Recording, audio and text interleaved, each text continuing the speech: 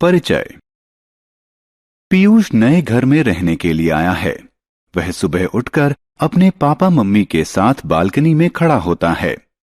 सुबह की शांति में वह एक अलग प्रकार की आवाज सुनता है।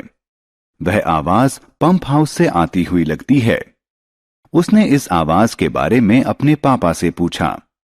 पीयूष के पापा ने उसे बताया कि पंप हाउस भूमि के भीतर से जल को बाहर निकालता है, जिससे यहाँ के सभी घरों में इस जल की आपूर्ति की जा सके। पीयूष को आश्चर्य हुआ, क्या भूमि के भीतर असीमित जल है? इस पाठ में हम जल प्रबंधन के महत्व के बारे में जानेंगे। उद्देश्य। इस पाठ के अंत में आप निम्न करने में सक्षम हो जाएंगे। भूमिगत जल के अवक्षय के कारकों को समझना, जल अपव्यय के तरीकों को सूचीबद्ध करना, बेहतर जल प्रबंधन की विधियों को सूचीबद्ध करना, जीवन में जल की कमी के प्रभावों को समझना।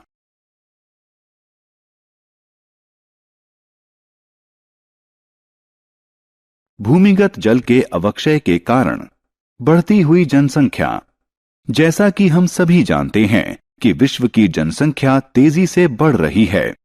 लोगों की घर, कार्यालय, दुकान, सड़कें और पटरियों की जरूरतें भी बढ़ रही हैं।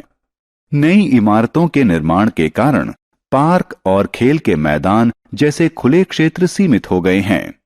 पक्की सड़कों के निर्माण के कारण भूमि के भीतर वर्षा जल का रिसाव कम हो गया है। इसके अतिरिक्त निर्माण कार्यों के लिए भारी मात्रा में जल की आवश्यकता होती है। इसके लिए भी भूमिगत जल का ही इस्तेमाल किया जाता है। इन सब के कारण भूमिगत जल का अवक्षय होता है।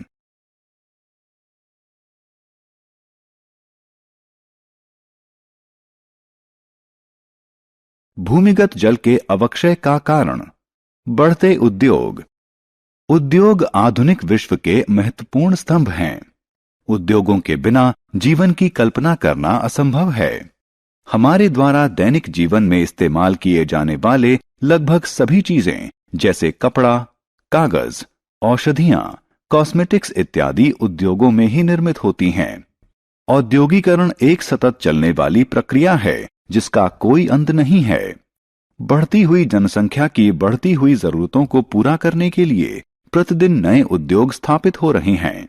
ये उद्योग उत्पादन प्रक्रिया के लिए प्रतिदिन भारी मात्रा में भूमिगत जल का इस्तेमाल करते हैं, जिस कारण भूमिगत जल का अवक्षय होता है।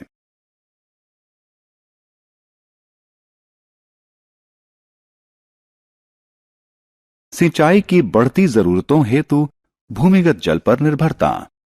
आपने समाचार पत्रों में पढ़ा होगा और टेलीविजन पर भी देखा होगा कि एक किसान के लिए फसल बर्बाद होना किसी आपदा से कम नहीं है। भारत में आज भी अधिकांश किसान अपने खेतों की सिंचाई के लिए वर्षा जल पर निर्भर हैं। जब पर्याप्त वर्षा नहीं होती है तो फसलें बर्बाद हो जाती हैं। इसलिए सिंचाई व्यवस्था पर जोर दिया जाता है। फसलों को नियमित जल आपूर्ति हेतु ड्रिप इरिगेशन, स्प्रिंकलर इरिगेशन जैसी सिंचाई की व्यवस्थाएं की गई हैं, चाहे वर्षा हो या न हो।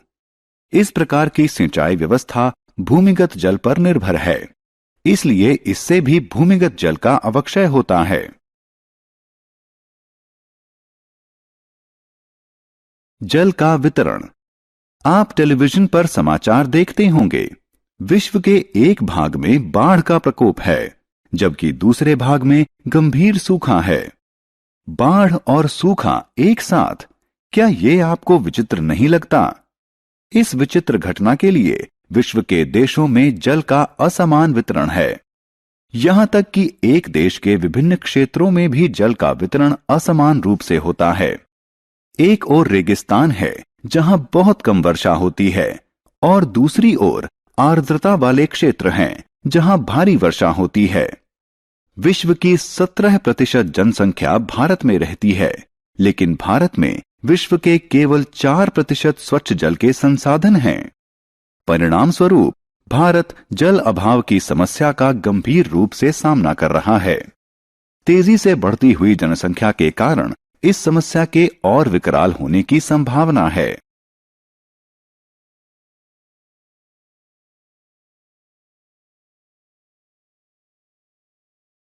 जल का कुप्रबंधन। आपने स्कूल जाते समय ध्यान दिया होगा कि टंकियों से जल अनावश्यक रूप से बह रहा है। आप देखते हैं कि लोग अपनी कार की धुलाई के लिए पाइप का इस्तेमाल करते हैं।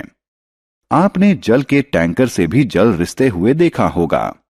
हम में से सभी जाने अनजाने में ब्रश करने, नहाने, धुलाई करने और अन्य गतिविधियों में जल बर्बाद करते हैं। हम वर्षा जल को नालियों में बहकर बर्बाद होने देते हैं।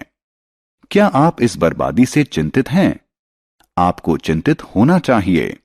निस्संदेह स्वच्छ जल नवीनीकरण योग्य है, लेकिन यह सीमित है और कुप्रबंधन तथा अंधाधुंध इस्तेमाल के कारण इसका अवक्षय होता है। जल प्रबंधन।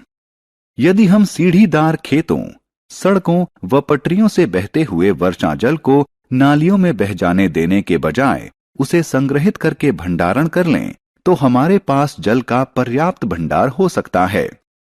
बावड़ी, जो कि जल संग्रहित करने की पारंपरिक विधि है, पुनर्जीवित की जा सकती है। बावड़ी जल भंडारित करने वाले एक प्रकार के कुएं होते हैं। भंडारित जल कुछ व्यवस्थाएं करके इस्तेमाल के स्थान पर ले जाया जा सकता है। किसान अपने खेतों की सिंचाई के लिए ड्रिप इरिगेशन सिस्टम का इस्तेमाल करके जल संरक्षण में योगदान कर सकते हैं। ड्रिप इरिगेशन सिंचाई की एक ऐसी तकनीक है जिसमें पतली पाइप का इस्तेमाल करके सीधे पौधे की जड़ में पानी पहुंचाया जाता है। जल अभाव के प्रभाव। आइए हम जल अभाव के कारण पौधों पर पड़ने वाले प्रभाव का अध्ययन करें। मान लें कि आप छुट्टियां मनाने बाहर गए हैं। जब आप घर लौटते हैं तो देखते हैं कि आपके पौधे मुरझा गए हैं। क्यों? कारण आप अच्छी तरह जानते हैं। इनको कई दिनों से जल नहीं मिला है। पौधों को भोजन तैयार करने हेतु मृदा से पोषक प्राप्त करने के लिए जल की आवश्यकता होती है। जल अभाव के कारण वे मुरझा जाएंगे और अंततः वे सूख जाएंगे। इस तरह जल अभाव के कारण पृथ्वी से हरियाली समाप्त हो जाएगी, जिसके कारण वर्षा में कमी होगी और ऑक्सीजन की आपूर्ति में भी कमी आ जाएगी। पेड़ पौधों में कमी का अर्थ है कि भोजन में कमी।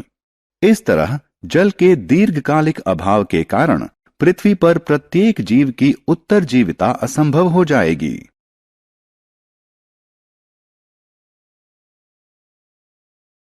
सारांश। आइए हमने जो कुछ सीखा है उसे संक्षेप में दोहराएं।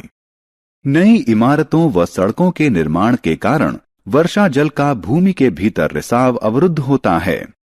कृषि व उद्योगों में भारी मात्रा में जल के इस्तेमाल के कारण भूमिगत जल का अवक्षय होता है।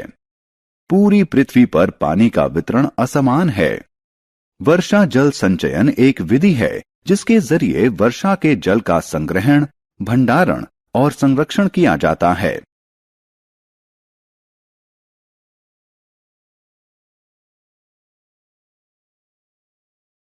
बावड़ी एक प्रकार के कुएं हैं जिनमें जल का भंडारण किया जाता है।